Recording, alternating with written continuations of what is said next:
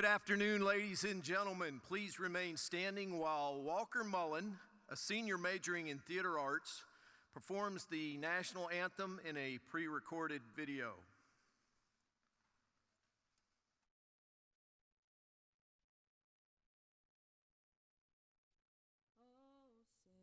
Can you see by the dawn's early light what so proudly we hailed at the twilight's last gleaming, whose broad stripes and bright stars through the perilous fight o'er the rampart we watched were so gallantly streaming, and the rocket's red glare, the bombs bursting in air, gave proof through the night that our flag was still there. Oh, say does that star-spangled banner wave o'er the land of the free and the home of the brave?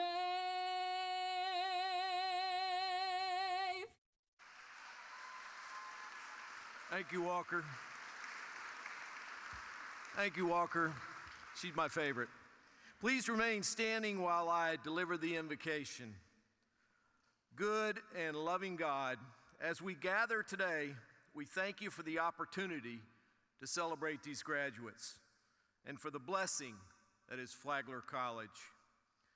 We are grateful for the time we've had together and for the many dedicated members of our college community who so unselfishly gave of their time and talent to bring these graduates to this point in their lives. Thank you also for the knowledge gained, the friendships made, and the dreams and visions these students carry in their hearts. Lord, we ask that you bless this ceremony. May it serve as a lasting memory of utilizing the gifts you've bestowed upon us. Amen. Please be seated.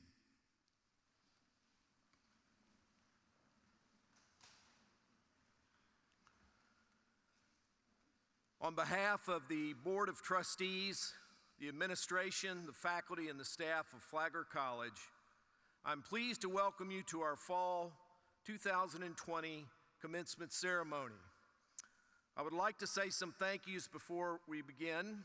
First of all, to my wife, Susan, seated in the audience, for her unwavering support over this past very difficult year. Also to our trustees who were unable to attend due to space issues and social distancing, for their support in so many ways as we navigated, again, a very different year.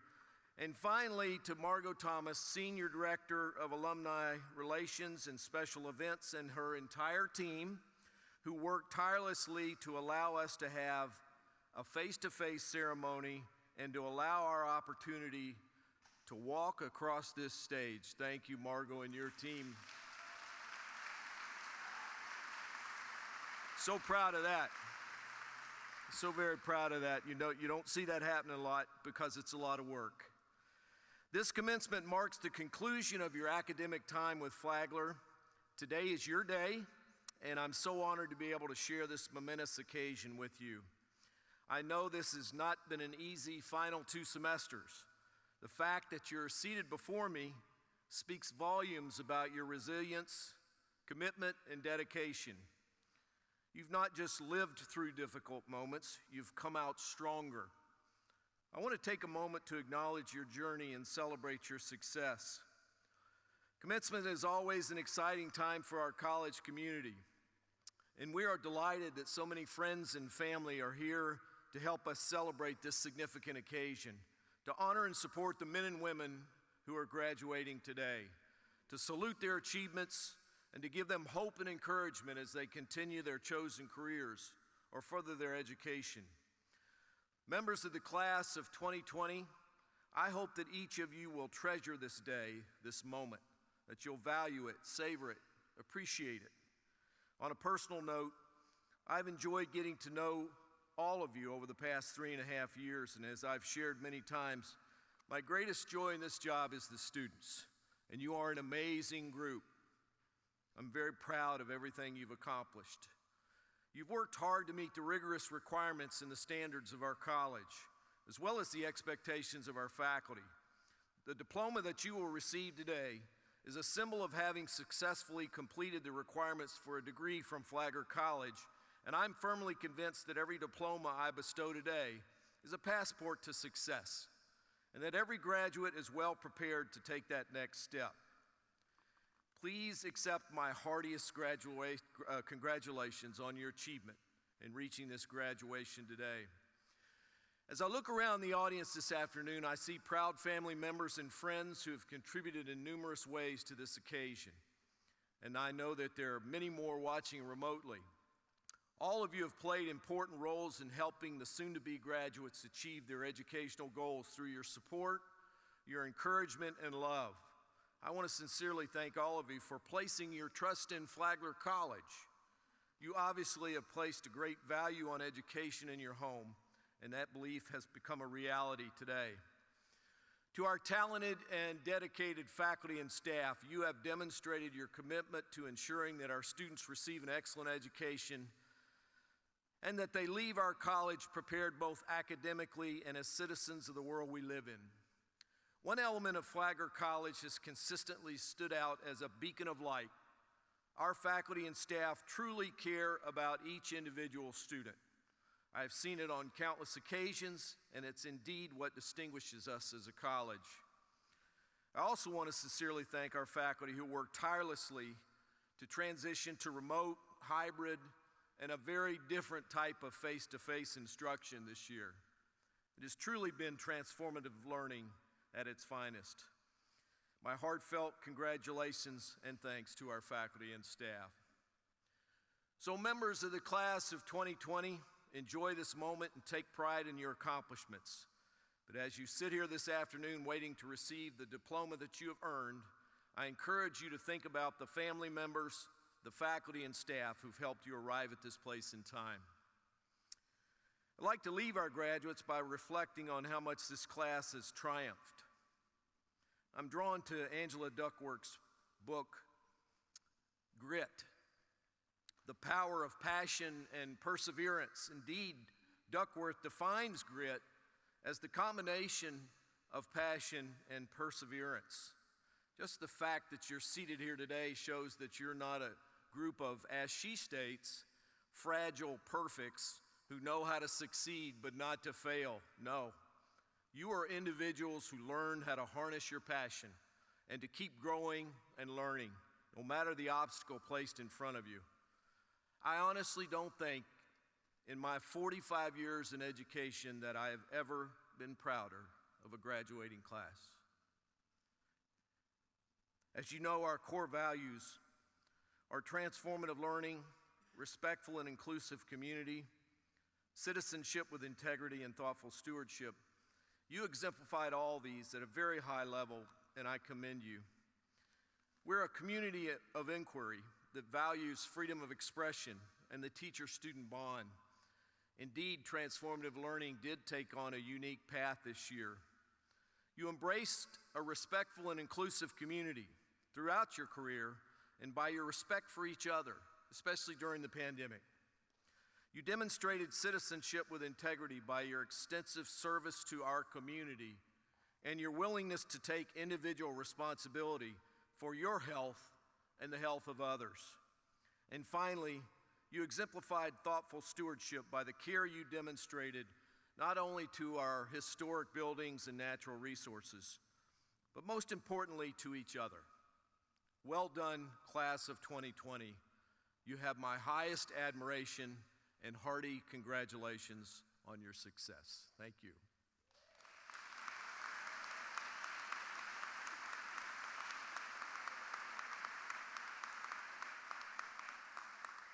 It's now my honor to introduce our commencement speaker, Dr. Alan Wolfick, Vice President of Academic Affairs and Dean of the Faculty, who is retiring at the end of this year after serving Flagler College in this role for 13 years. Alan Wolfick is Vice President of Academic Affairs and Dean of the Faculty at Flagler College. He holds a PhD and a Master's of Arts degree in Sociology from the University of Pennsylvania, a Master of Science degree in Political Science from the University of Oregon, and a Bachelor of Science in Economics and Political Science from the University of Pennsylvania. Before becoming the Chief Academic Officer at Flagler in 2008, he was Professor of Sociology, Director of the Core Curriculum, and Associate Provost at Oglethorpe University in Atlanta. He has published extensively on social and political theory, contemporary culture, public intellectuals, and film. Edited volumes on the works of Thomas Masaryk and Philip Rieff, and twice has been a National Endowment for the Humanities Fellow. Since arriving at Flagler, Dean Wolfick has worked extensively with the faculty to establish a system of shared governance, developed a program for first-year students, and expanded the faculty and curriculum. Most recently, he has led the effort to develop a college-wide strategic plan. Vice President Wolfick oversees the faculty, academic affairs staff, and all aspects of the academic program. Please join me in welcoming Dr. Alan Wolfick to deliver our commencement address.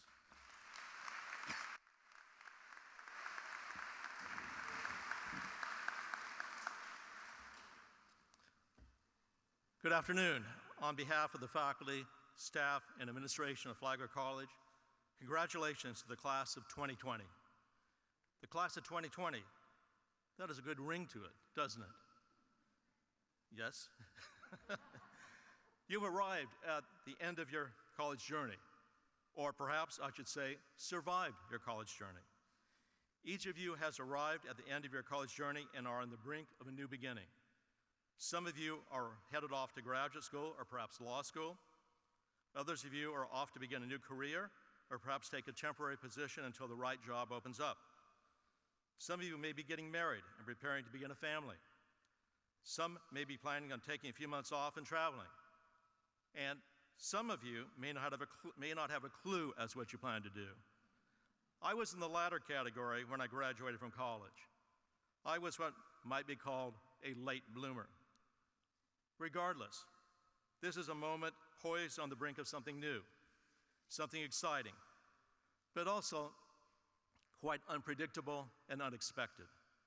In fact, if there's one thing that I can forecast about your life to come, for better and for worse, it is that you should learn to expect the unexpected, that your life plans after college will almost certainly not turn out the way you planned. The unpredictability and unexpectedness of life is neither all for the good nor all for the bad, but it is something for which you must prepare and brace yourself for if you are not to be swept along anchorless on the sea of life. This preparation is especially important today because your generation faces challenges that are clearly daunting. But these challenges are not entirely unprecedented. It is important to keep our trying times in perspective. I wish that I could stand up here and tell you that you are entering a world that is getting progressively better. But too often today, it certainly feels as though we are on the brink of disaster after disaster. We look out on an existential landscape that is pockmarked by the worst pandemic in a century. A social landscape defined by rancor, resentment, and divisiveness. A political landscape corrupted by a failed political class. An economic landscape that is at best uncertain. And personal lives that are all too often filled with desperation. But we need to be reminded that we have been on the brink before. And as sociologist James Davison Hunter has recently written, not that long ago. If you had been born a little over a century ago in 1914, the year of my mother's birth, by age 40, your life would have already covered World War I, the Spanish flu epidemic, which killed 675,000 individuals in the US alone, the Russian Revolution and the birth of the Soviet Union, the Great Depression, the rise of fascism in Italy and Germany, World War II, the destruction of Hiroshima and Nagasaki by atomic bombs, the communist takeover of China, and the Korean War, not to mention McCarthyism and growing civil rights tensions closer to home. By age 40, my mother and those of her generation had experienced one crisis after another. They lived in a world and a nation that seemed to be continually on the brink. Every generation in its youth seems to be most deeply marked, even scarred, by the disruptive and transgressive events, the violence and crimes that occur as they come of age. And every generation has its casualties. Some of these casualties are quite public. I recall, as though it was yesterday, a fateful fall day in November of 1963. Just prior to Thanksgiving, when my high school gym teacher called students into our class, into the weight room at Benjamin Franklin High School in Portland, Oregon. We were known as the Fighting Quakers. Somehow the humor of that was lost on me. On that fall day, Coach Fox informed us that President Kennedy had been shot in Dallas. We learned a short while later, of course, that he had been killed, assassinated, and our world shifted. In the next 5 years, it seemed as though the very social and political fabric of the nation was coming undone. Malcolm X was assassinated. Martin Luther King was assassinated. And in June of 1968, at the end of my sophomore year in college, Robert Kennedy was assassinated. One riot followed another in the streets of our cities. The Vietnam War escalated, and a steady stream of Americans came home in body bags. Violence against civil rights demonstrators was broadcast on television, and I swore to myself, that I would never live in the South. And yet, in the course of my own unpredictable life, I have lived and worked in the South for over 40 years. In addition, anti-war protests were met with violence. 4 students were shot to death at Kent State University by members of the National Guard in May of 1970, the month that I graduated from college. Likewise, your generation has already been marked by the Great Recession and its aftermath, rising climate change, mass shootings in schools and places of worship, including Marjorie Stoneman Douglas High School down the highway in Parkland, Florida, rising violence against minorities, and now a pandemic. I cannot pretend to understand exactly how these events have affected you, but I am certain that they have marked you both collectively and individually, that they have likely led to anger and despair at times, and resulted in casualties. Under the best of circumstances, life is challenging and at times overwhelming. Life is, as one of my professors used to say, one damn test after another. But under trying circumstances such as we are facing today, there is always the temptation to give in to despair, to become depressed. Despair and depression in particular are not uncommon responses to challenges that seem insurmountable. In our personal lives, we constantly fear, especially today, not being able to measure up. In times of crises, these fears are multiplied many times over. What is one to do? First, don't despair. Don't become a casualty of your generation like so many of my family and friends have become casualties of their respective generations. I know that this is far easier said than done. I can offer you no magic incantations or formulas to fight off despair, how not to become a casualty. But I can offer some advice based upon my own personal experience, which I hope is not too obvious and may prove helpful. First, be constantly on the lookout for guides, for role models, for examples to be emulated. By guides, I mean intellectual, moral, and spiritual exemplars, personal anchors who can help you sort out the confusions of life and embody what you might want to become, whom you find compelling. These guides may be someone from your personal life, a relative, a friend, a professor. The value of small colleges like Flagler is that they cultivate relationships that can help students find such guides. I hope that this is true for many of you. But these guides can also be found outside personal relationships. Guides may be found in public leaders, historical figures, and even fictional characters.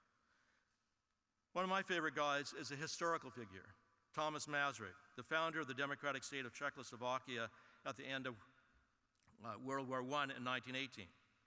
Masaryk was a remarkable public figure because he was book smart and life smart. For much of his life, he was a college professor.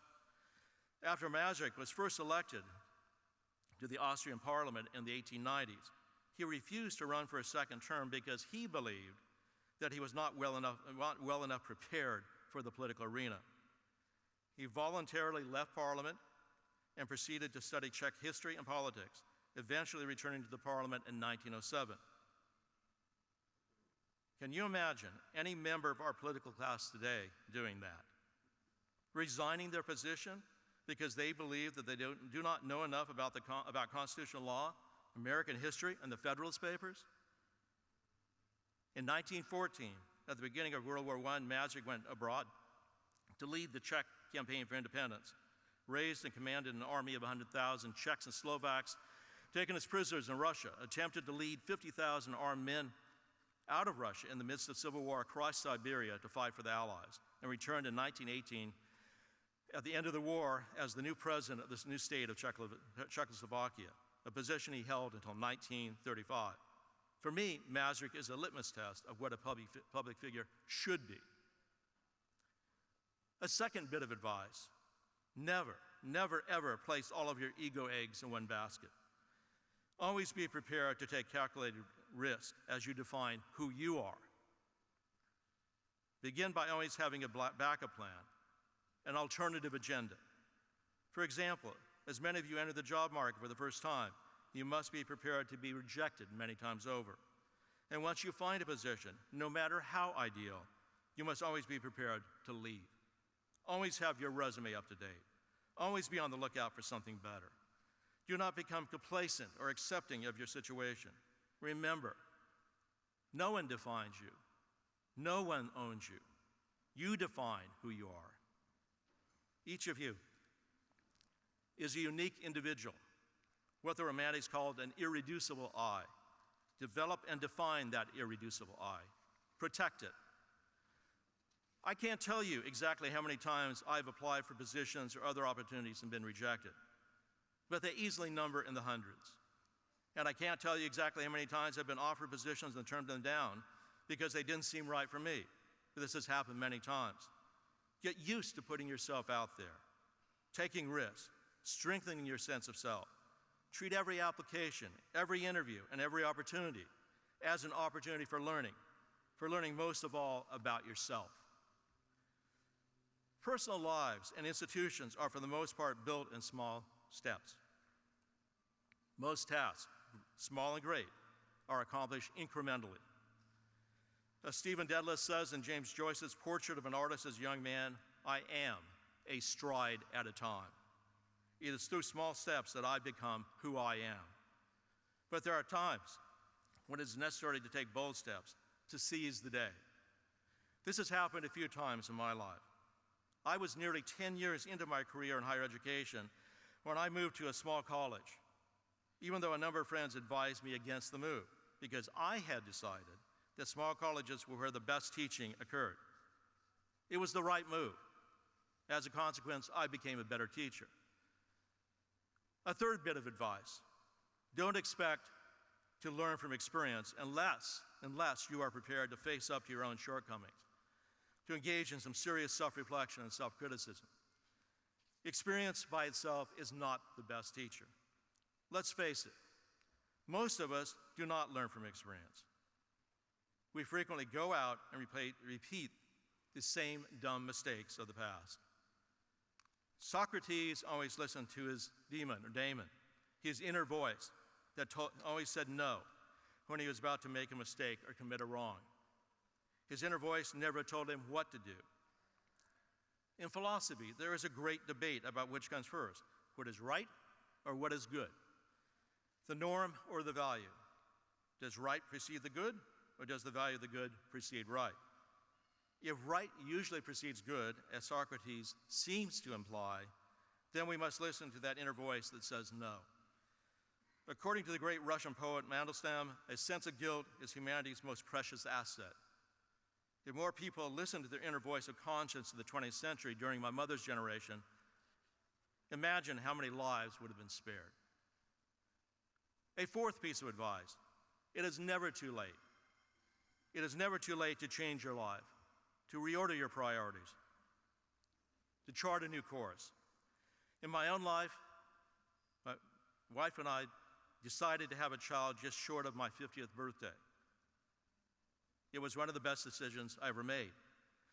One of my favorite examples of a late bloomer is the great English novelist Joseph Conrad, who was born Polish and was a sailor for the first half of his adult life.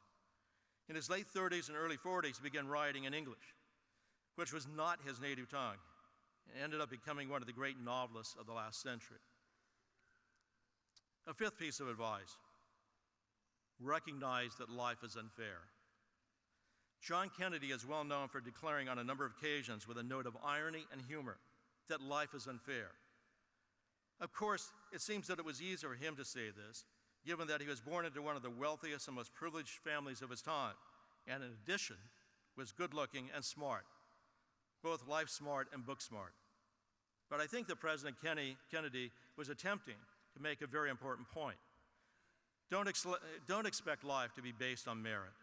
Don't assume that the best qualified will always get the job offer.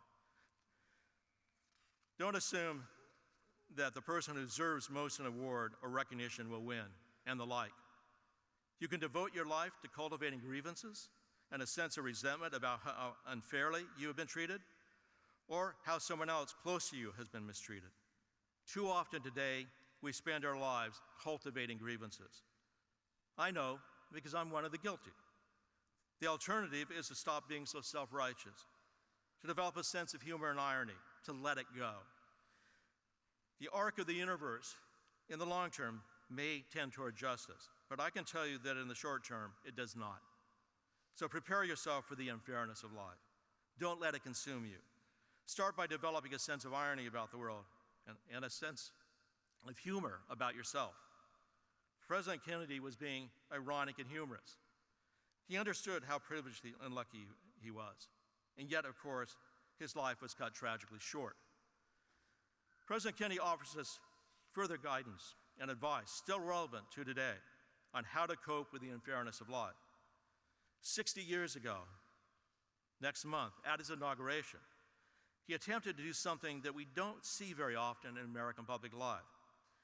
He attempted to define private well-being within the context of public well-being, when he famously said, "Ask not what your country can do for you, ask what you can do for your country." With this call to public service, broadly defined, President Kennedy called into question the notion that the pursuit of happiness, invoked in our Declaration of Independence, simply means the pursuit of private happiness. As the political philosopher Hannah Arendt has argued, the pursuit of happiness was originally defined in public terms that we have lost. But I'm not convinced that it is completely lost. I believe that I see the beginnings of a new concern with public well-being in your generation, my son's generation, even as my generation fades. My advice to you is to embrace your concerns with public service and public well-being to help us redefine the public good. This is desperately needed. I can think of no more important task today. My final and closing bit of advice is simple, but sometimes difficult to execute. Know when to exit. Never overstay your welcome. Always leave on a high note. That time comes for me as I leave the stage of higher education at this moment. Class of 2020, that is a good ring to it. We are once again on the brink today. These are daunting times, but they are not unprecedented times. You are also on the brink of a great new beginning. Brace yourself for the future. Meet the trials of an unpredictable life head on. I know that you are up to the challenge. Thank you.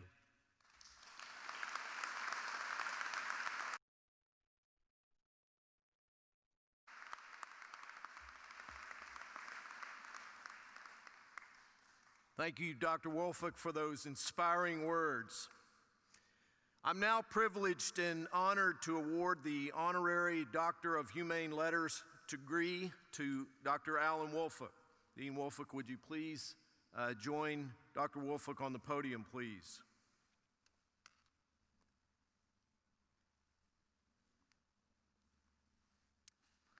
Dean Vandenhouten, excuse me, would you please join Dr. Woolfolk on the stage?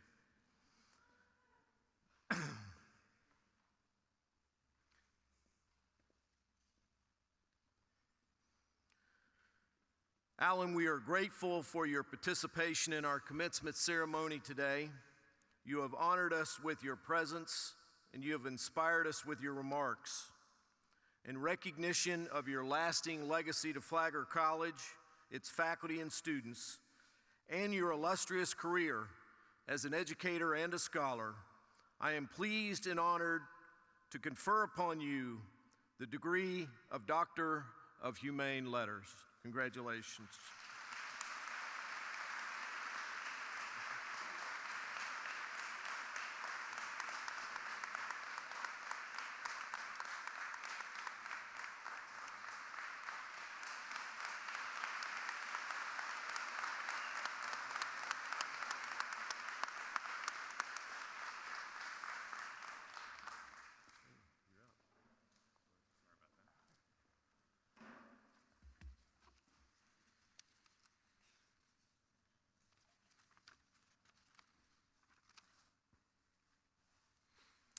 Because final grades are not due to the Office of the Registrar until the Friday prior to commencement, the names of our honor graduates today do not appear in the printed program. Those students who have distinguished themselves with exceptional academic achievement today wear the red and gold honors cords. Students who have earned the cum laude distinction have an overall grade point average of 3.5 to 3.69. As your name is called, will each student please rise, remain standing while all of these students have been acknowledged. I ask that everyone hold your applause until all of these students have been recognized. Chana B. Aldridge, Jillian K. Brinko, Logan Rada Clark, Jillian Dolan, Michelle Dykehouse, Corey Faye Garibaldi, Faith Gary, Gabrielle Scarlett Gilreath, Elizabeth Hare, Hannah Marie Halleck, Katie Helene Kohlberg, Hannah Lauer, Hannah Leonard, Lexus Massey, Deanna Joy Miller, Jordan Page Neisler, Allison Paterka, Kyle Rameli, Haley Michelle Rossling, Mara Schick, Emmy Elizabeth Seiler, Lakin Danielle Thompson. Please join me in honoring these students.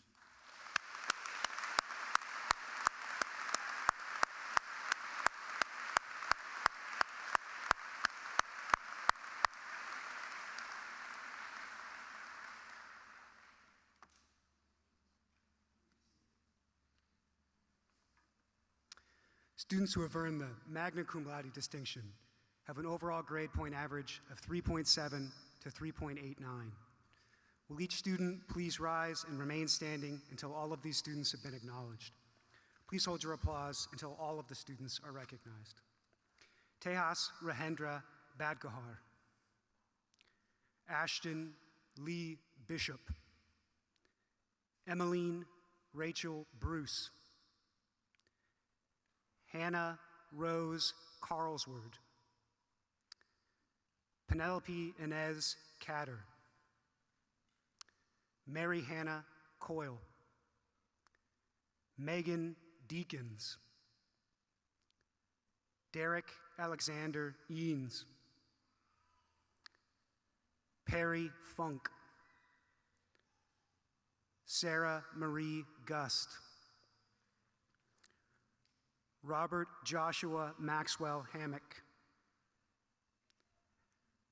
Abigail Claire Haynes, Julia Lauren Holliday, Rachel Elizabeth Holt, Ray Hole, Chelsea Faith LaValle, Charles Grayson Lawrence, Caroline Patricia Martin, Autumn Taylor Parker, Bonnie Elise Robertson, Richard Savage, Rachel Lynn Thompson, and Kate Walsh. Please join me in honoring these students.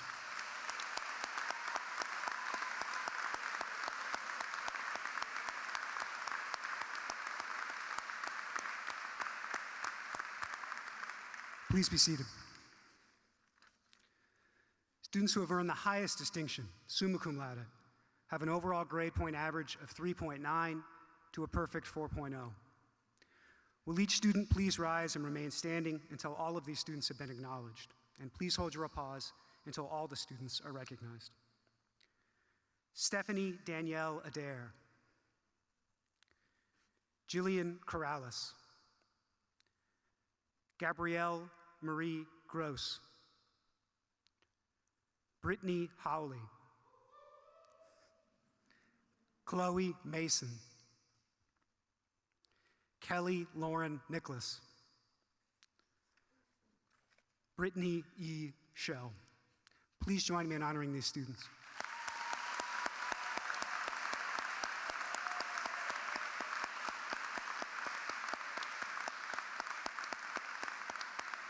Please be seated. In addition to graduates with honors, Flagler College also confers departmental awards for academic achievement. These awards are made by individual academic departments. Primary consideration for these awards is based on academic achievement.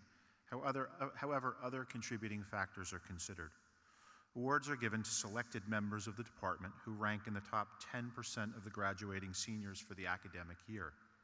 Some departments chose to make their awards in the fall semester. Other departments elect to make their awards in the spring. As recipients' names are called, please rise and remain standing until all of the recipients have been acknowledged. Again, please hold your applause until all these students have been recognized. From the Department of Behavioral Sciences, Jillian Corrales, Brittany Hawley, Maddie Simons.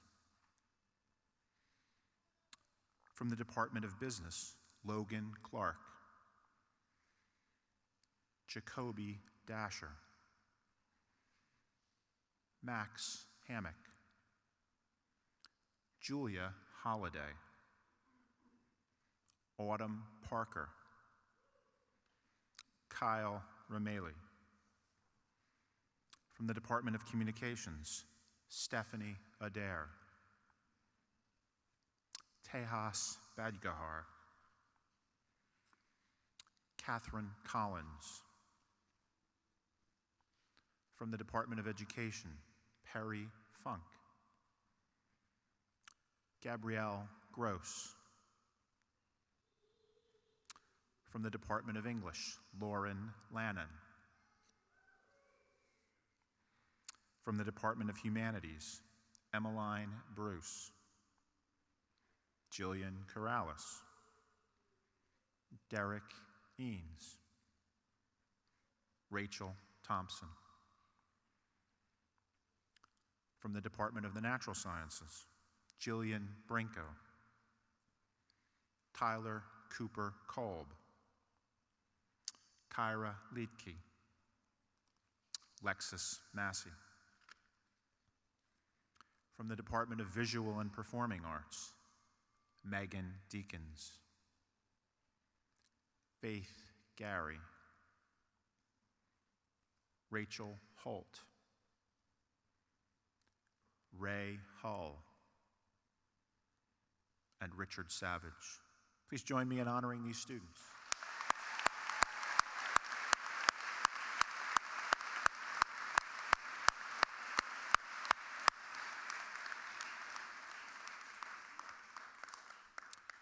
When this class enrolled at Flagler College, they attended a convocation ceremony where they held aloft a railroad spike.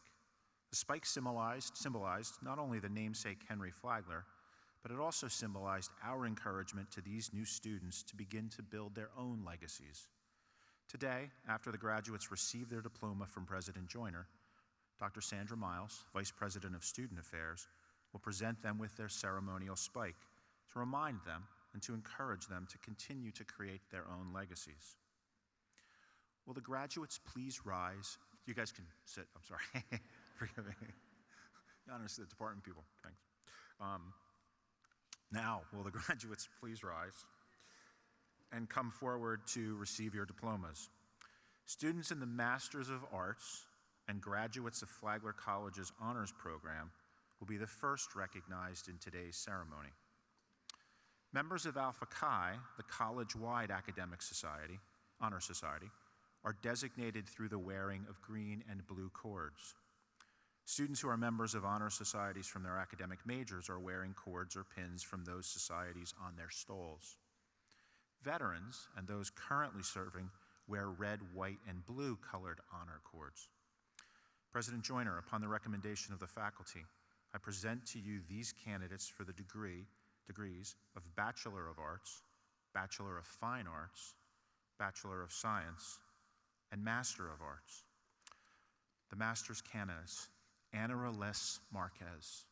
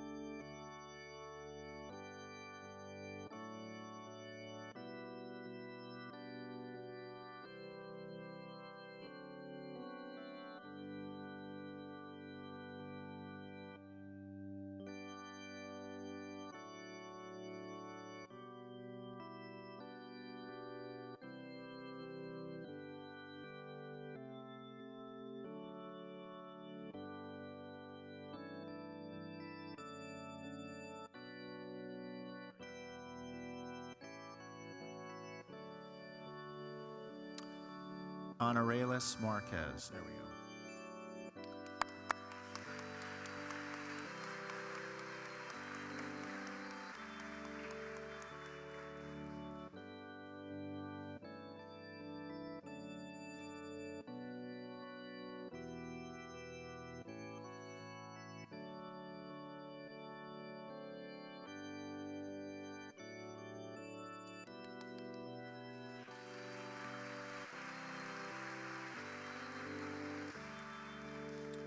Douglas Claude Williams, Jr.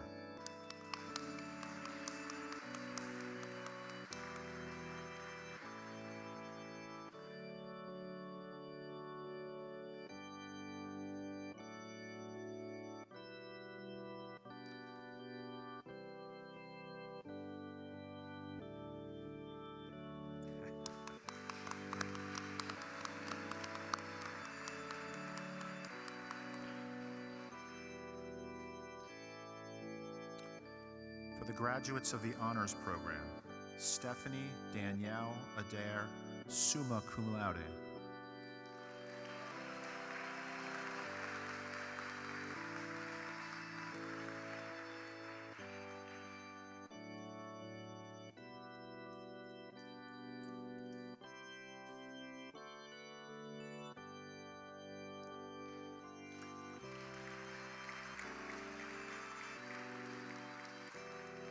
Jillian Corrales, summa cum laude.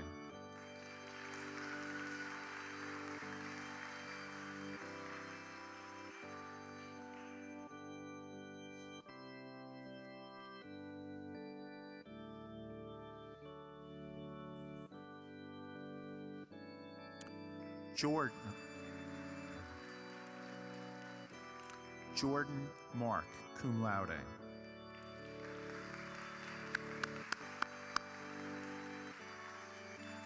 This concludes the graduates of the honors program.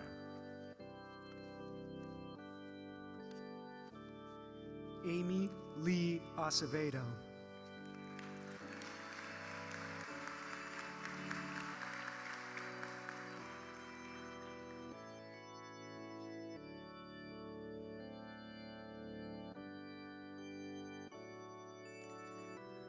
Maria Milagros Aguero.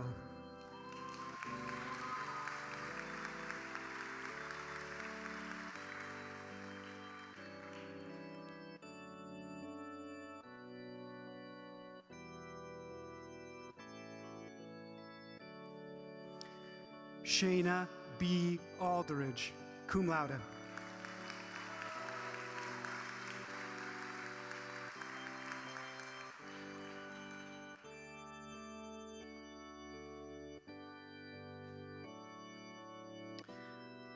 Rima M. Alrafe.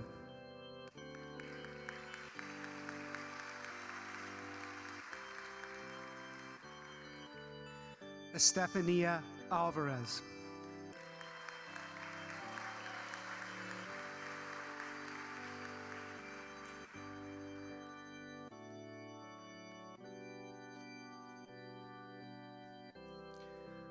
Amanda Angelos.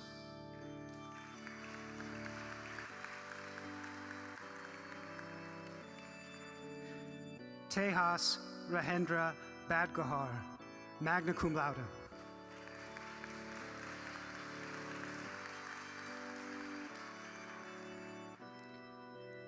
Bailey Jean Bennett.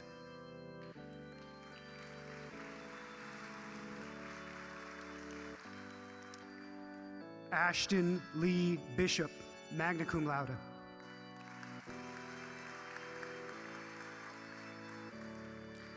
Caitlin Bliss.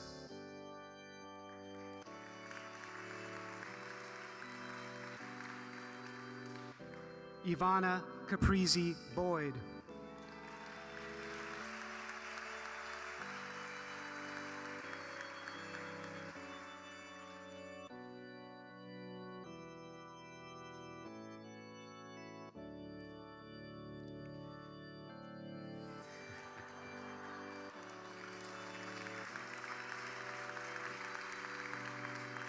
Jillian K. Brinko, cum laude.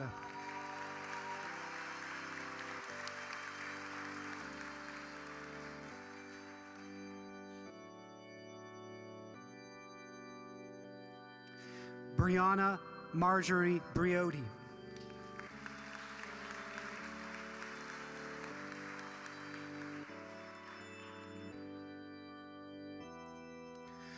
Catherine Brumel.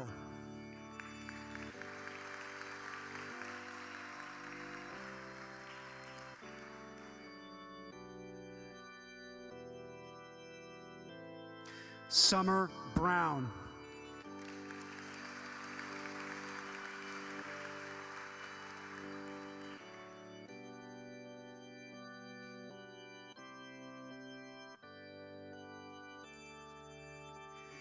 Emmeline Rachel Bruce, magna cum laude.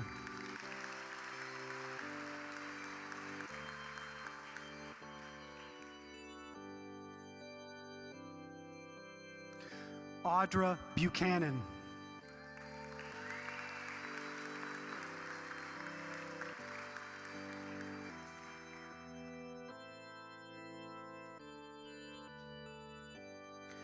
Samantha Bonacore.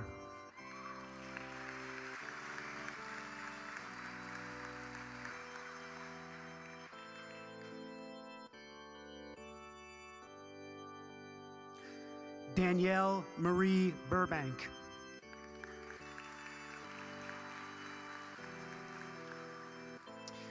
Reagan Bush.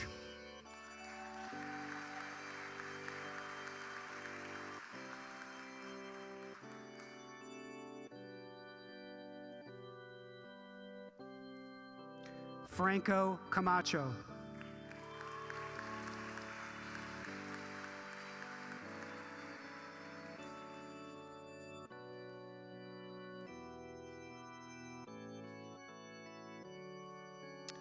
Ariana A. Campbell.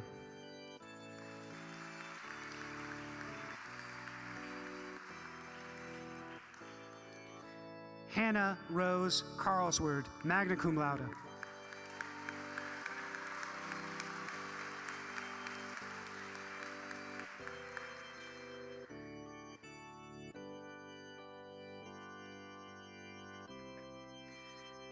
Penelope I. Catter, magna cum laude.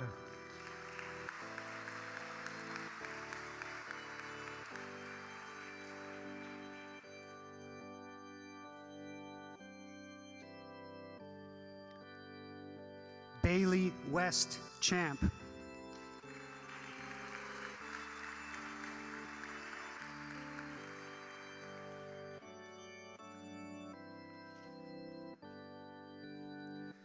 Logan Rady Clark, cum laude.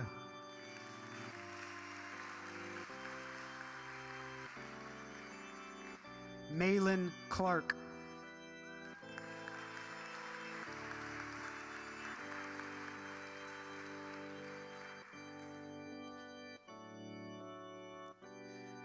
Catherine Margaret Collins.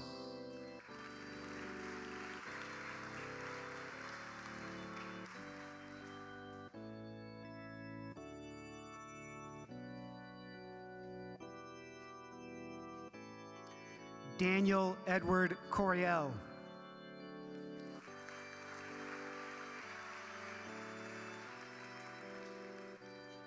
Danielle E. Creer.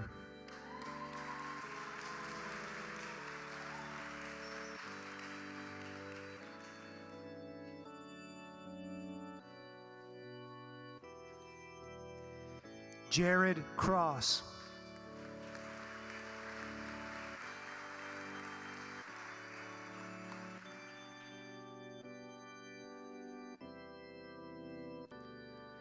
Justin Michael Kraus.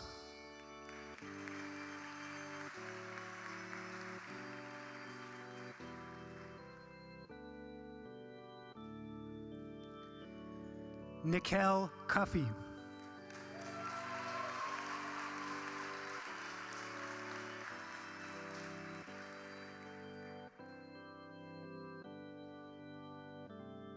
Kaylee A. Sack.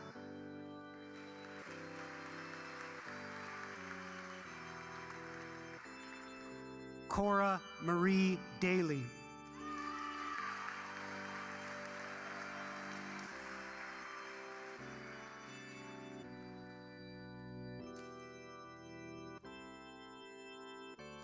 Jacoby Eugene Dasher.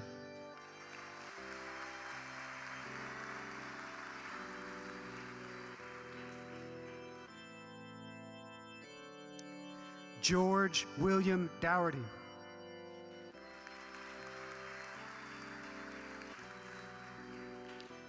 Marvin Davis, Jr.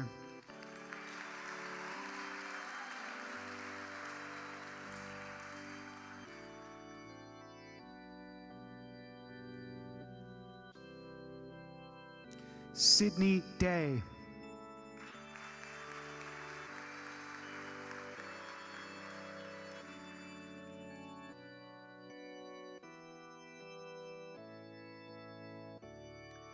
Megan Deakins, magna cum laude.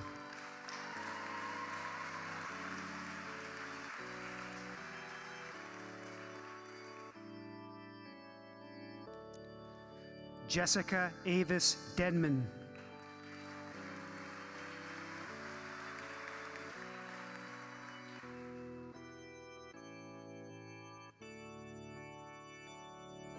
Jillian Dolan, cum laude.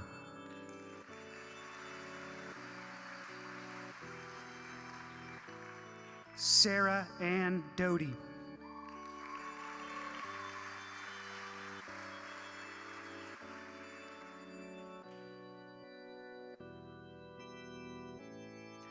Jamarcus P. Durham.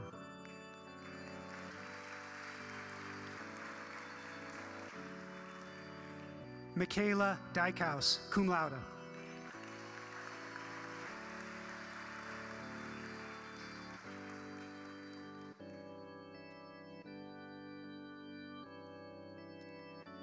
Derek Alexander Eanes, magna cum laude.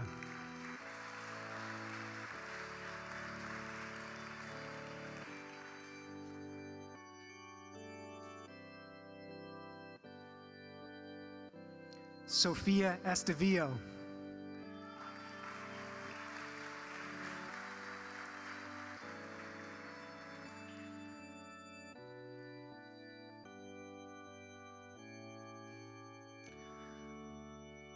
Michael Iyer.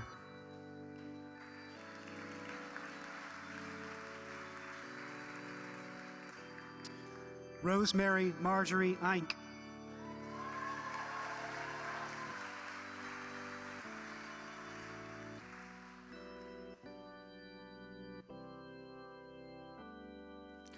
Savannah Jane Fawn.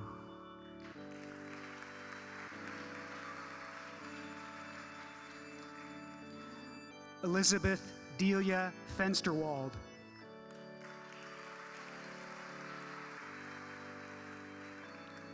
Sarah Ray Fisher.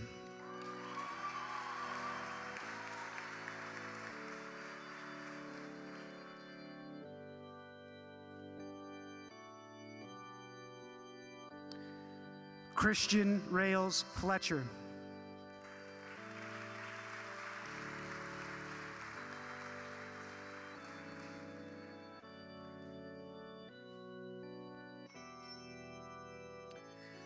Dustin L. Fletcher.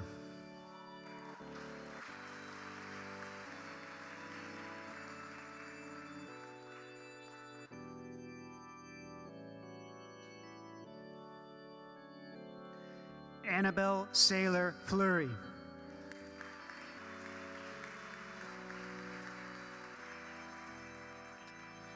Nicholas Joseph Flores.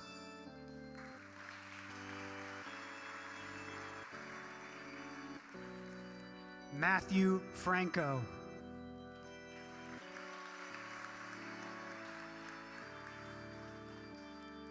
Perry Funk, magna cum laude.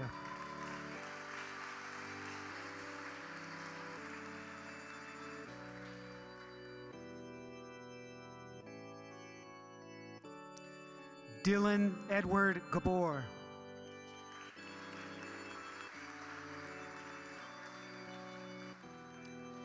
Shakiria Lynn Elizabeth Gaddy.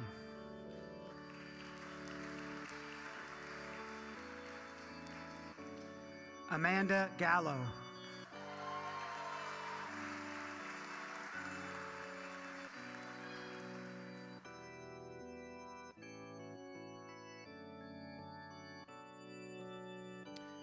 Jose Pablo Garcia Vega.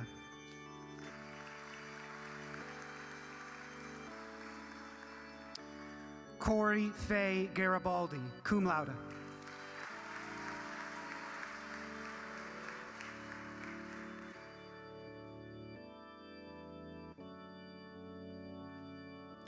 Faith Gary, cum laude.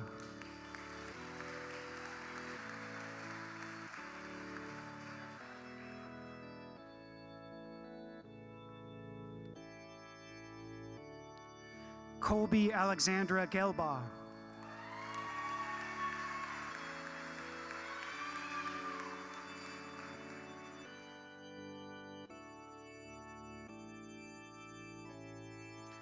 Jacob Austin Jeffroy.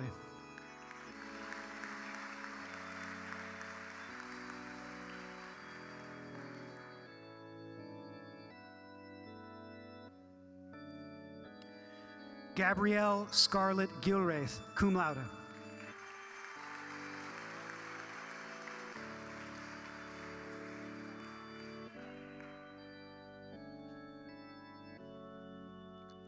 Tyler Grant.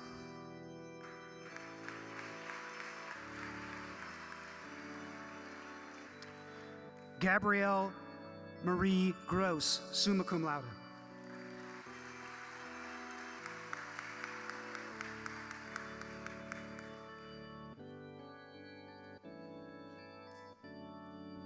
Sarah Marie Gust, magna cum laude.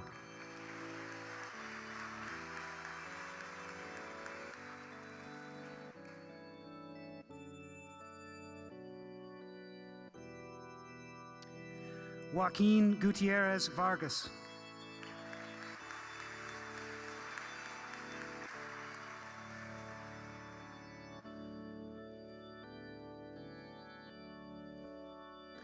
Elizabeth Hare, cum laude.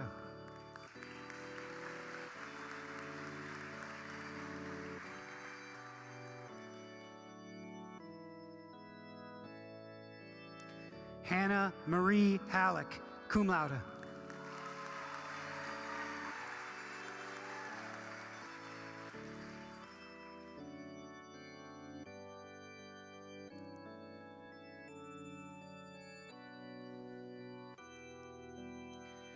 Robert Joshua Maxwell Hammock, magna cum laude.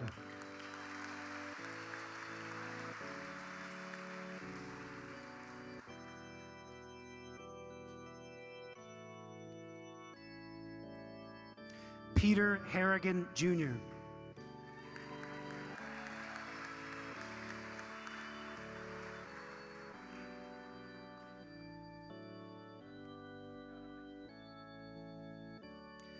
Emily Grace Harrington.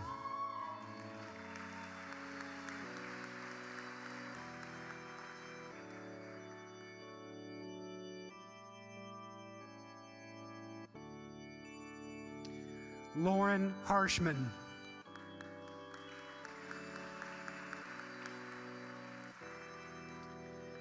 Brittany Howley, summa cum laude.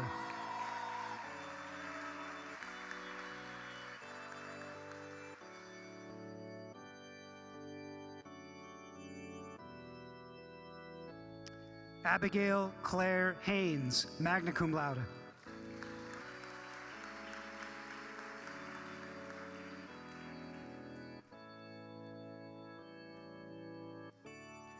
Julia Lauren Holliday, magna cum laude.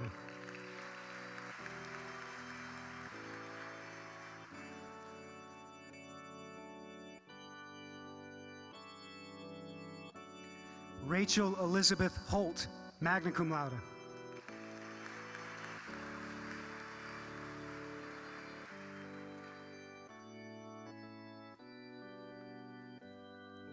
Trevor James Hood.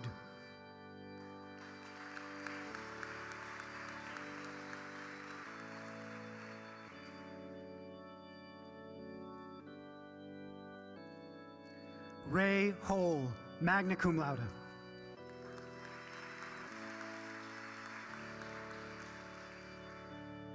Rachel Yehas.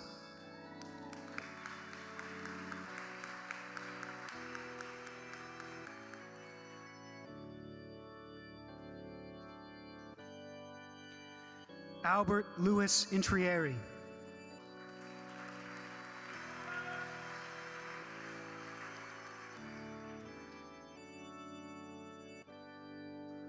Kayla Jackson.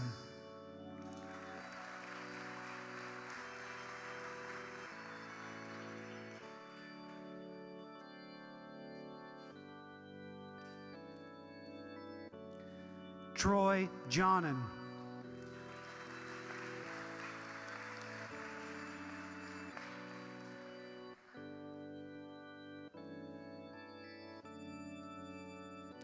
Bailey M. Kaufman.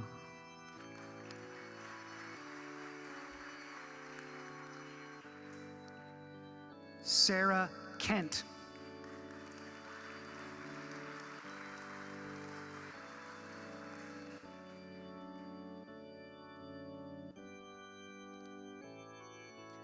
Anna Claire Kimball.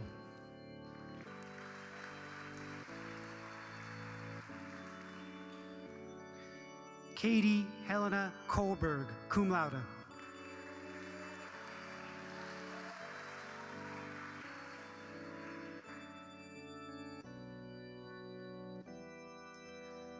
Amanda Kraus.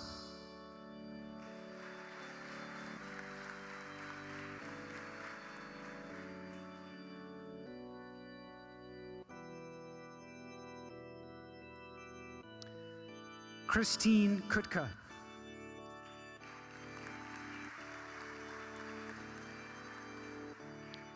Lauren Lannon.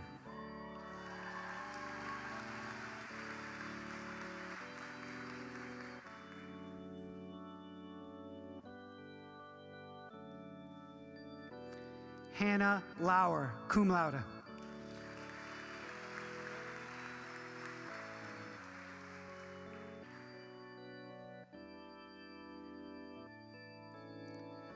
Chelsea Faith LaValle, magna cum laude.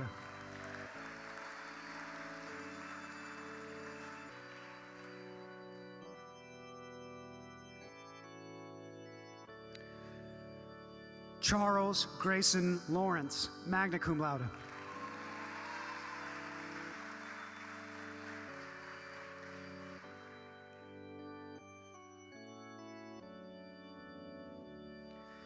Alexandria Elizabeth Lenig.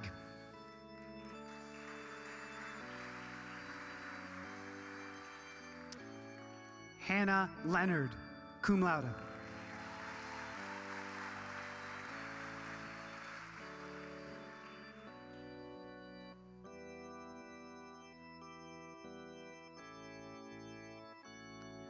Mallory C. Lindsay.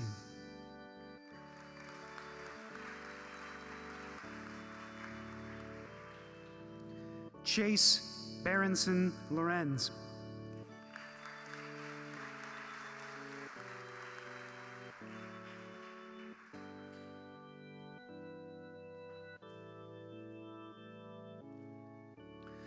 Juliana Rose Lasordo.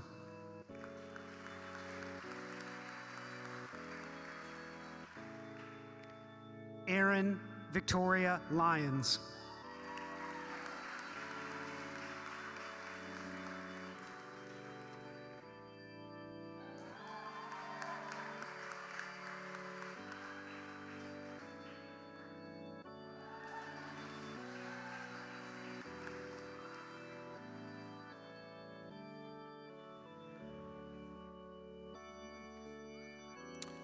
Jesus Alexander Maldonado.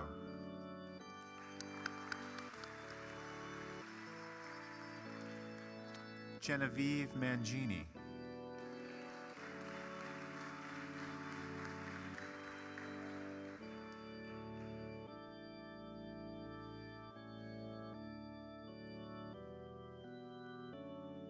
Christopher Manning.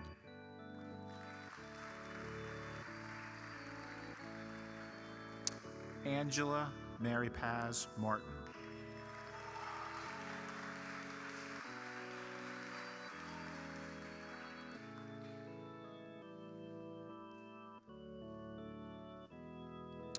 Anna Victoria Martin.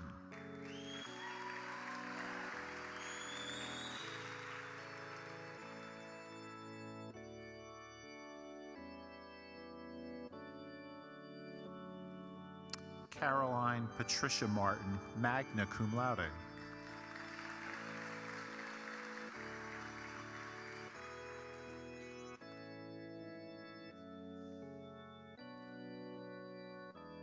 Skylar Martinez.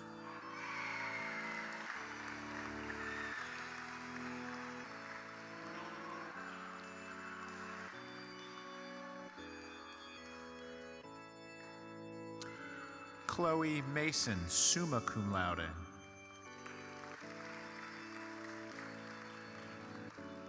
Lexus Massey, cum laude.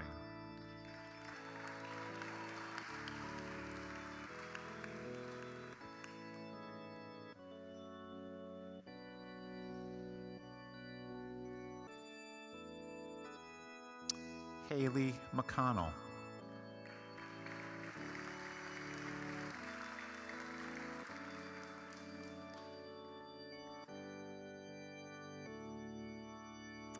Jesse McCullough.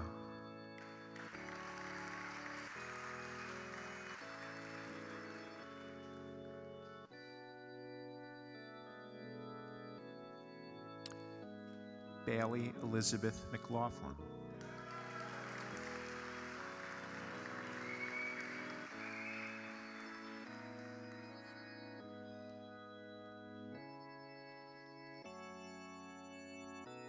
Kimberly Danielle McLester.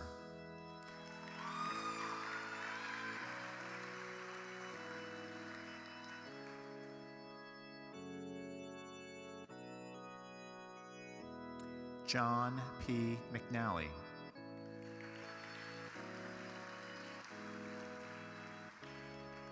Adrian McNeil.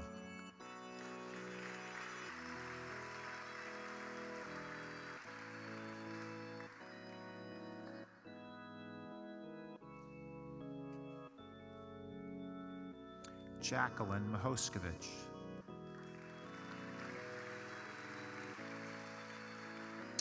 Deanna Joy Miller, cum laude.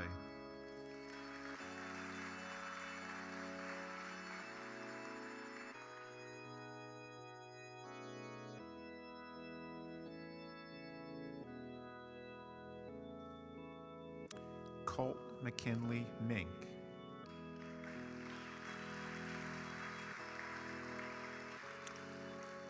Leilani Morales.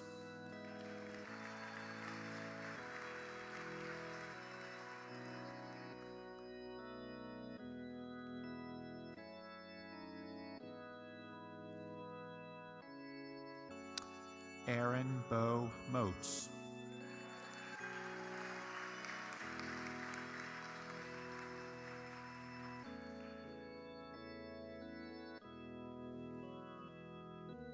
Megan Mulford.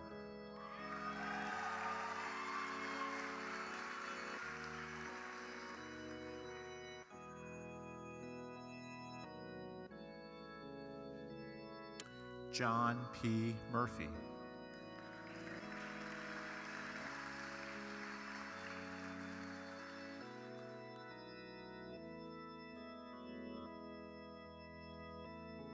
Sarah Michelle Myers.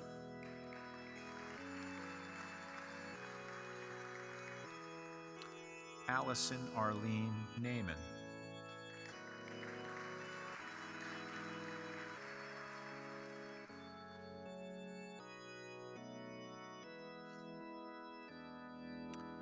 Jordan Page Neisler, cum laude.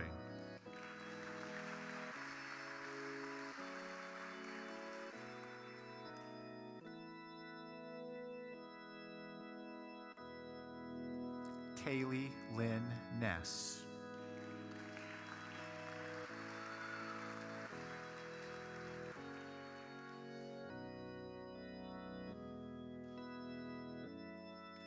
Annabelle Newton.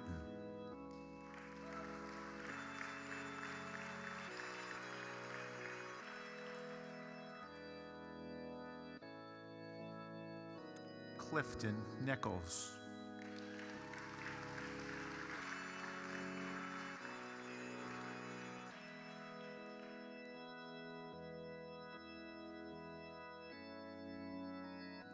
Kelly Lauren Nicholas. Summa cum laude.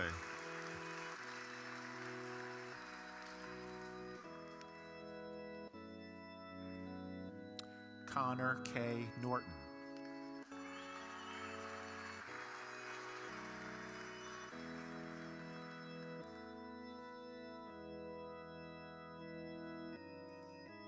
Brandon Oakletree.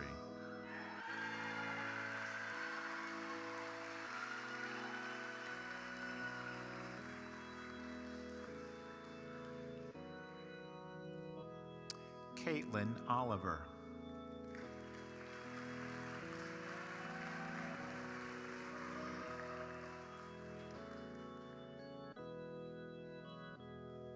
Hannah Alyssa Owens.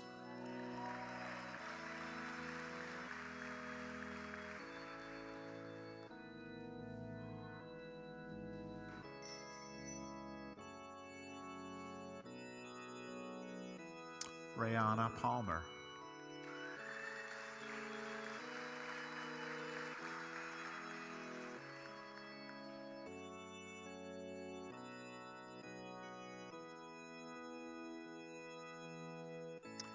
Keely Palso.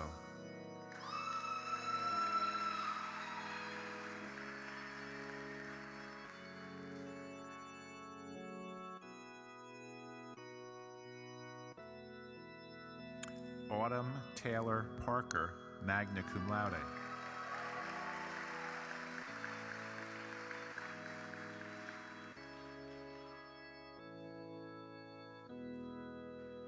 Ethan J. Pates.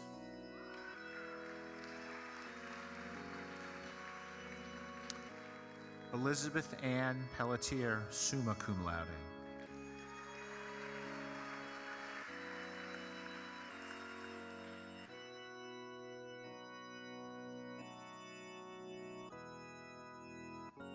Allison Paterka, cum laude.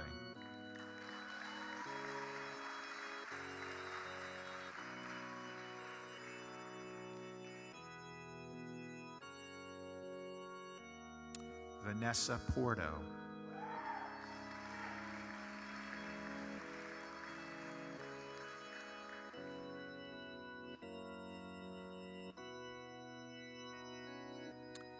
Zachary Racine.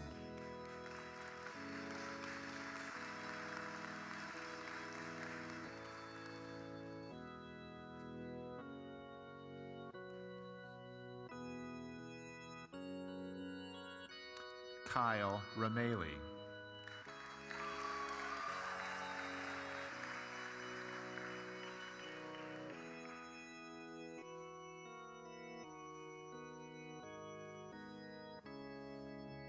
Hannah Resnick.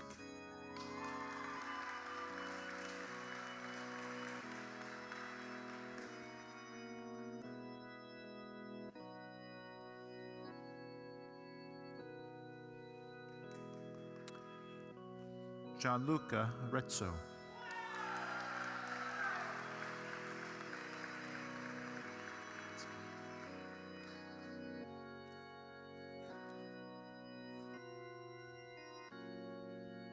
Bonnie Elise Robertson, magna cum laude.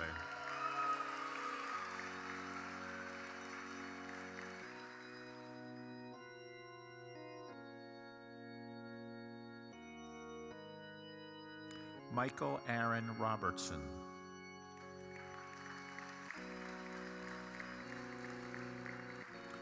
Cynthia Vanessas Robledo.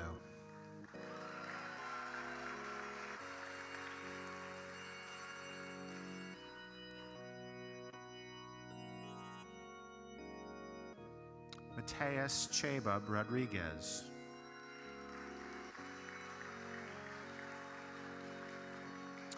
Haley Michelle Rosling, cum laude.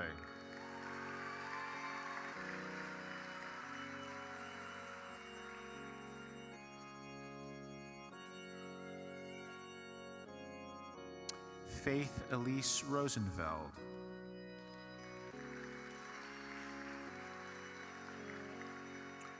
Richard Savage, magna cum laude.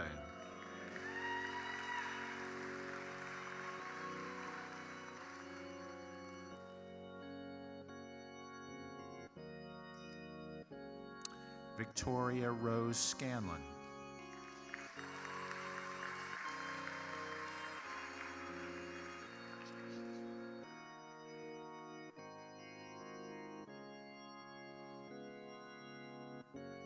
Brittany E. Shell.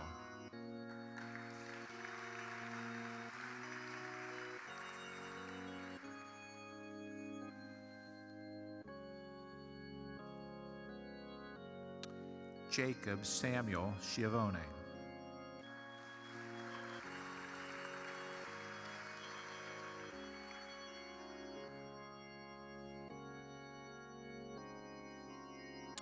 Mara Schick, cum laude.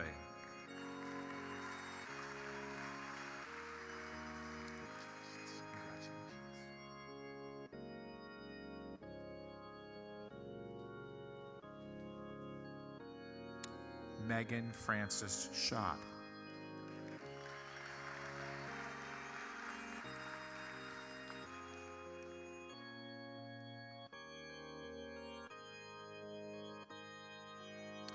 Emmy Seiler.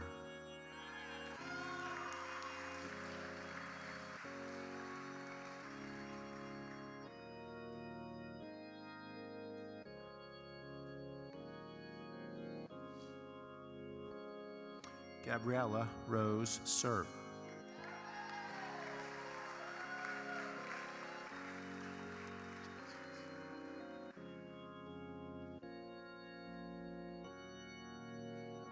Kelsey Shepherdson.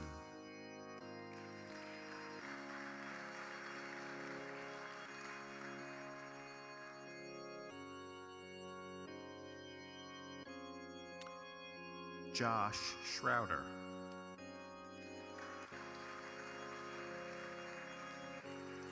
Madison Simons.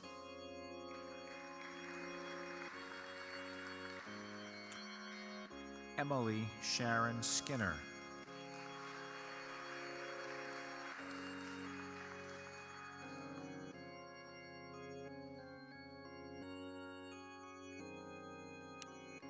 Jenna Slatowski.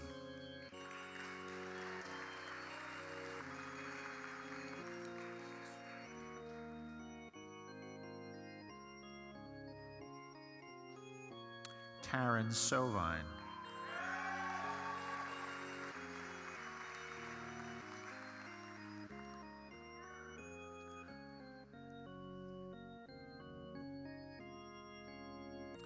Katie Stairs.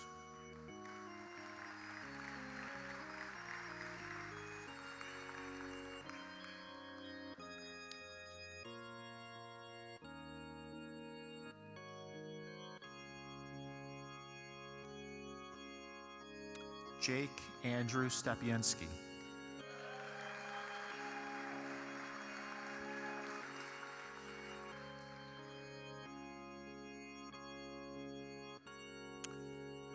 Lucas Stedman.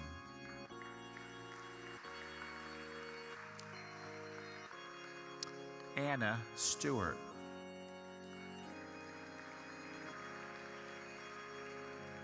Caroline Louise Sutton, cum laude.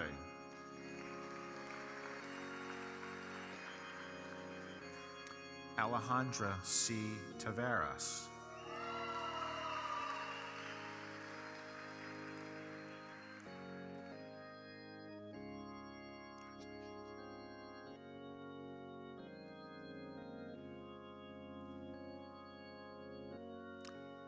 Danner Asher Taylor Nelson.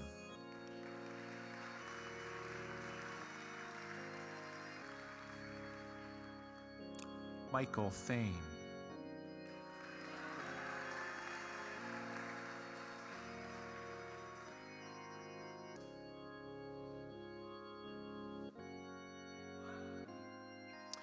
Lakin Danielle Thompson.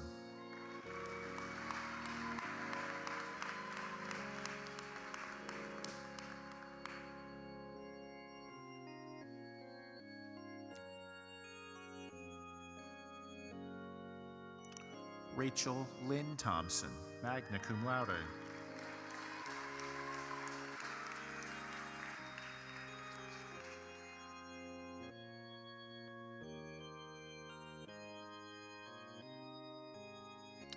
Megan Michelle Towner.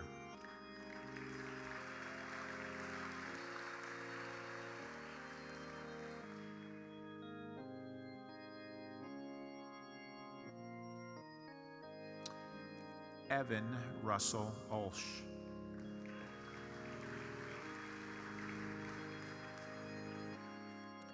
Mackenzie Autumn Union.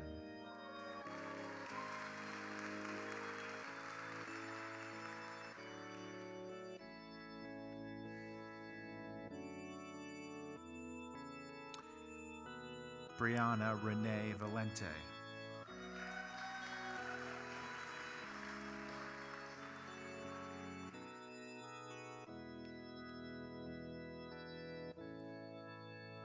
David H. Van Antwerp.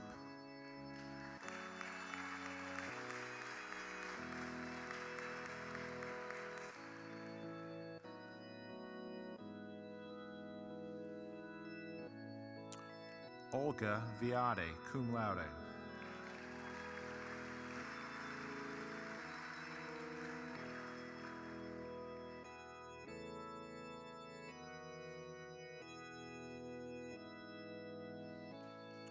Corey Wademan.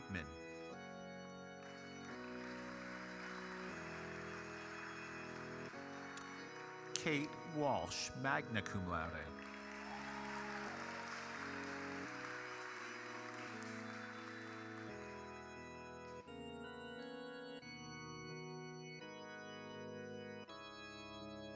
Xiaolong Wang.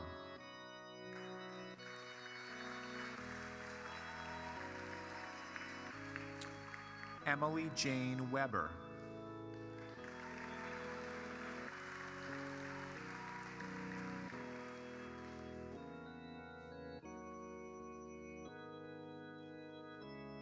Abigail Weinfeld.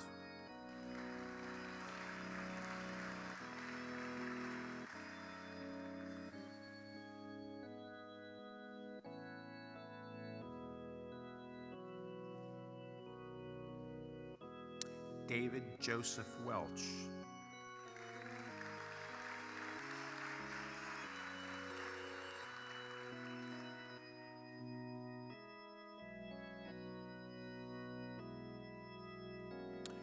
Rich Joseph Westbury.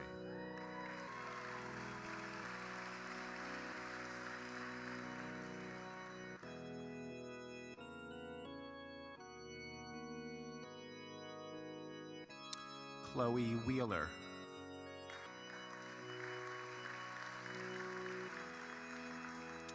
Taylor Christine Whippen.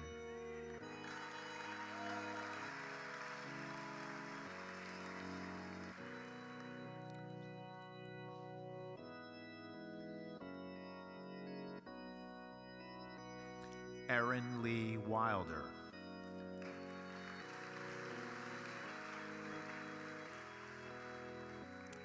Julia Weil.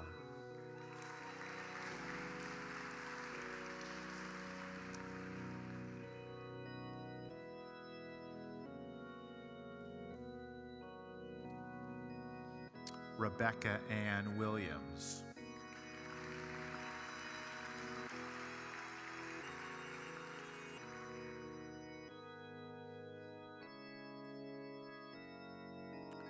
Savannah Williams.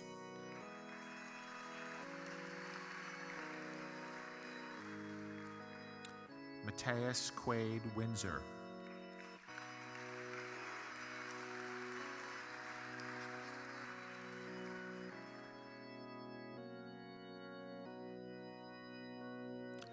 Madison N. Wright.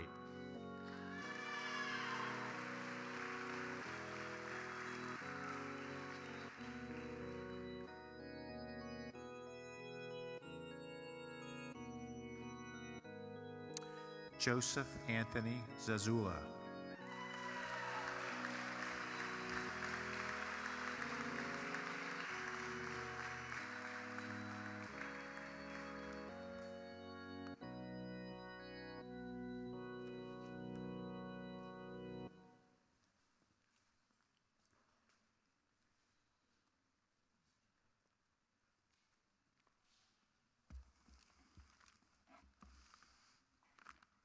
Please join me in congratulating all of our graduates today.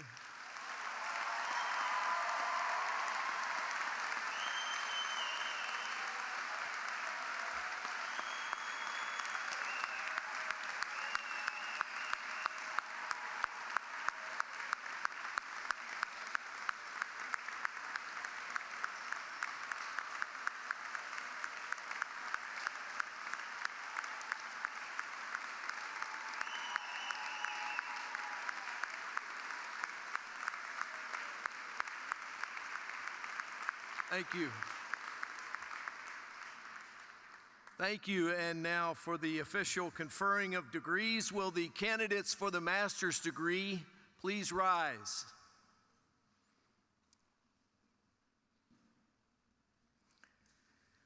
Upon the recommendation of the faculty and by the authority vested in me by the Board of Trustees of Flagler College, I hereby confer upon you the degree of Master of Arts with all the rights, honors, and privileges thereunto pertaining.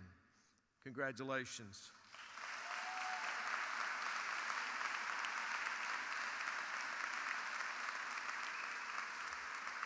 Will the candidates for the bachelor's degree please rise?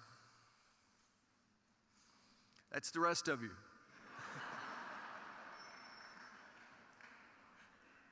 Upon the recommendation of the faculty and by the authority vested in me by the Board of Trustees of Flagler College, I confer upon you the degree of Bachelor of Arts and/or the Bachelor of Fine Arts with all the rights, honors, and privileges thereunto appertaining.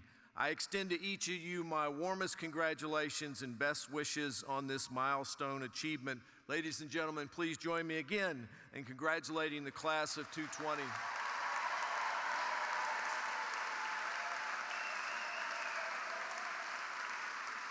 Thank you. You may be seated. It's now my honor to call on Hannah Halleck, who's been selected to make remarks on behalf of the class of 2020. Hannah joined Flagler from Bowling Green, Ohio, and is graduating with a degree in international studies with an emphasis in anthropology and a minor in environmental studies. Hannah is currently applying for graduate schools as she wishes to continue her education upon graduation. Hannah was selected among many worthy candidates to represent the graduating class. Please join me in welcoming to the podium Hannah Halleck.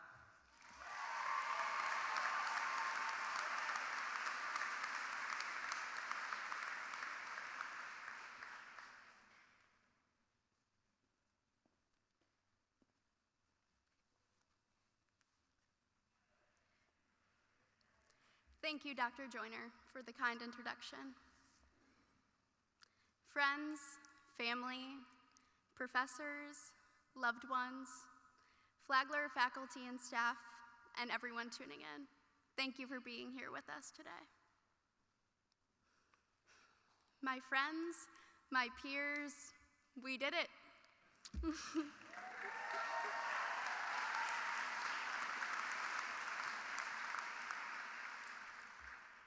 I know I'm not speaking for myself when I say there's a feeling of immense pride on this day. After surviving multiple hurricane evacuations, a pandemic, a hectic election season, and countless other road bumps, all I have to say is that the real world better watch out for us. No matter what your 3 majors and 4 minors were, I know that you worked hard to get to this stage, and it did not go unnoticed. Flagler College has been my home for the last 3.5 years, and I know each of us have a wonderful connection and different story to this wonderful place. That is what makes it so beautiful and why it is such an honor to stand before you today representing our class. I am certain that our experiences at Flagler College are like no other college there is. We have made connections that will truly last a lifetime here. Flagler has given us a faculty and staff that cares about us like their own children and truly want us to succeed, both inside and outside the classroom. How beautiful and rare is it to find such loving mentors at an age when life can bring so many challenges. Right now is not just the time when we are trying to figure out what we want to do in this world. We are also figuring out who we want to be. It's no secret that this semester has been a tough one. There's no way anyone could have fully prepared for the obstacles we have had to face in light of the pandemic. But in spite of that, the faculty of Flagler College has done everything they possibly could to keep campus a safe environment that is conducive to learning. I could stand here and almost cry, thinking about all of the gentle encouragement, empathy, and true advocacy we have received from our professors. This does not even include people like Sonia from the maintenance staff in the Student Center, Destiny, who works in the dining hall, or Larry and David from security. Together, these are the people who have consistently made our experiences here at Flagler College remarkable ones. We have also gotten to see how Flagler College has implemented their strategic plan to make campus a more diverse and inclusive community. It is exciting to see the student body of Flagler, along with its leadership positions, being filled with vibrant and diverse voices. As we all know, it is essential to have a campus that reflects the demographic of our entire country. I am thankful that throughout every year, we have been witness to real changes being made and student voices being heard. As students, and very soon, /now, as alumni of Flagler College, we belong to a community where we are not just numbers. Instead, we are names, faces, stories, and very soon to be memories. It says a lot when students can regularly greet Dr. Joyner's dog by name. We love you, Glory be. We have been prepared as students, no matter where life may take us. I am absolutely positive that Flagler College has equipped each of us with the knowledge, resources, and voices to frankly be anything we want to be. I'm so excited for each of us starting right now as Flagler College alumni. December 2020 graduates, let us go forward together as a people who stand up for what is right, as a people who stand in the margins for those who cannot stand for themselves, and as a people with the legacy of Flagler College close to our hearts. It is with immeasurable pride that I get to call myself a part of our graduating class. Congratulations, class of December 2020.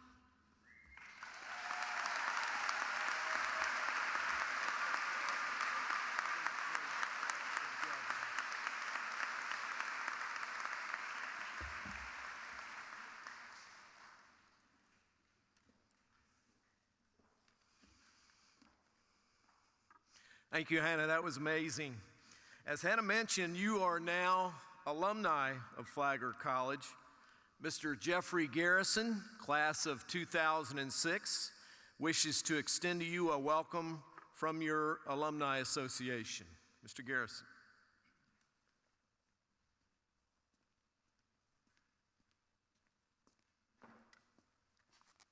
That is a very tough act to follow. So, Hannah, very nice speech. Good afternoon, faculty and staff of Flagler College, and to the graduating class of 2020, December graduates, congratulations on finishing the race. As Dr. Joyner said, I'm Jeff Garrison, president of the Alumni Association, and it is a privilege to address you today as you prepare to take the next step in life's journey. For many of you, it will be a job in your chosen career field. Others will go to graduate school, perhaps law school. Some will even join the military. And a few of you may have no idea what is next. That is okay. And parents, it's really okay.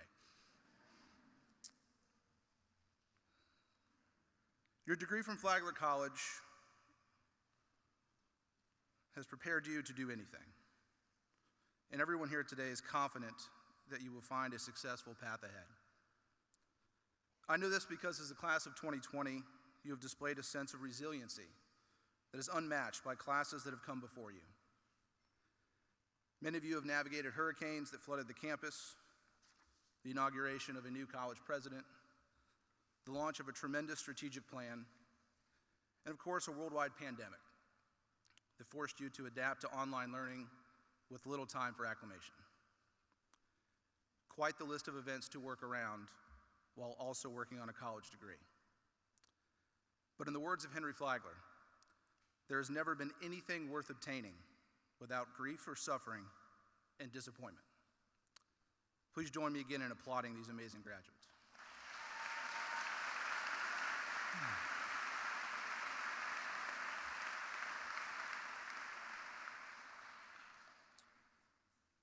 While preparing for this speech, I took some time to look back on my 4 years here at Flagler College, what I learned, the people I met, the organizations I was a part of, and the overall experience of being the first person in my family to graduate from college.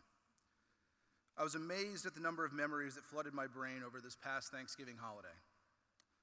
Things like the important lessons in journalism and broadcasting that still serve me today as a content producer for the PGA Tour. How to engage in positive conflict resolution, thanks to several years as a resident advisor in Lewis House. And most importantly, that we all come from different places, different backgrounds, different cultures, and different belief structures. And it's all those things that make us truly great, especially when we can see those differences as positives instead of hindrances. Flagler College meant the world to me then and means even more to me now because of the 4 years I spent on its unique campus. As I look out across this amphitheater today, I am reminded of how I felt in 2006 when I was sitting in the exact place you are, albeit in the gym and in April, but the chairs were just as uncomfortable. I remember I was nervous, excited, sad, and even a bit overwhelmed at what I had just accomplished. I had ideas of what was next, but wasn't certain. One thing was for sure then, and is still for sure now. Flagler College is for life. I encourage each of you to cultivate your own personal and constant connection to your alma mater. Don't be afraid to reach out to your Flagler family as you go through life. Someone will always be here to take your call, answer your email, or write you back. I am living proof that the Flagler spirit never dies, that the college will always be there for you, and that Flagler places the same immense value on you now as alumni as it did when you were students. While you will be missed on campus, you will not be forgotten as you go out into this world. Lastly, I want to encourage you, when the time is right, to give back to Flagler College in whatever way you feel is appropriate. Without alumni who give back, Flagler College cannot operate at the level that it does. Your education was made possible by alumni who came before you and felt compelled to give back so that students and future generations of saints like you all could experience Flagler College to the fullest. I realize the uncertainty of the moment, but I promise that giving back however you can in the future will be just as fulfilling as your time here was. In closing, I want to congratulate you again on finishing the race. I know it was not easy, and that you had to overcome myriad personal and public endeavors along the way. Many of you will leave St. Augustine in the coming days and weeks, but before you do, I challenge you to look back on your time here at Flagler College. Look back on the near misses, the triumphs, the relationships, and all the experiences that defined your time here. I also challenge you to draw inspiration and purpose from those experiences as you go through your life. Never forget what Flagler College stands for and the core values that make up this great institution. Transformative learning, respectful and inclusive community, citizenship with integrity, and thoughtful stewardship. These values served you well as students at Flagler College, and they will continue to serve you positively in your adult life. You should feel proud of what you have accomplished here and look forward to what you stand to accomplish because of your time here. Congratulations. Thank you.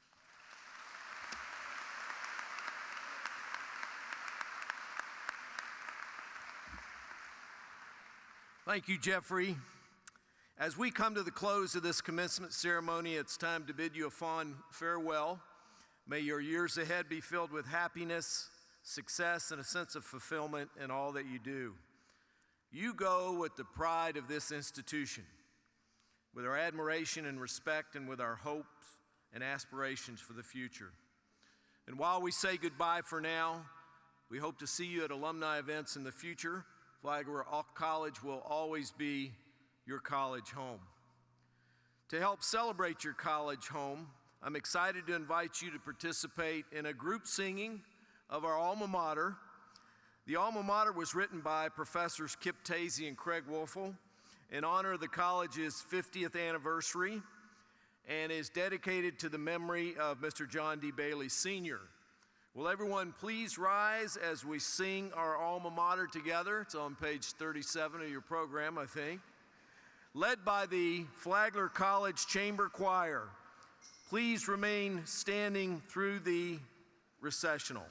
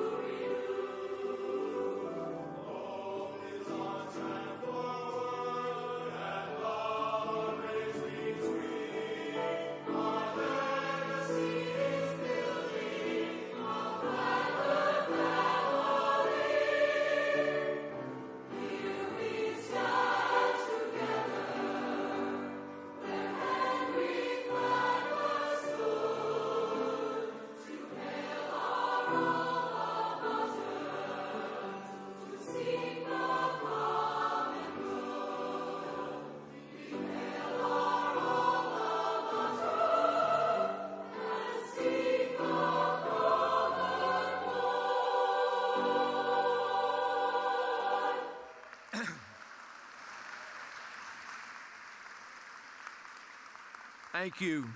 Thank you, choir. Please join me for the benediction.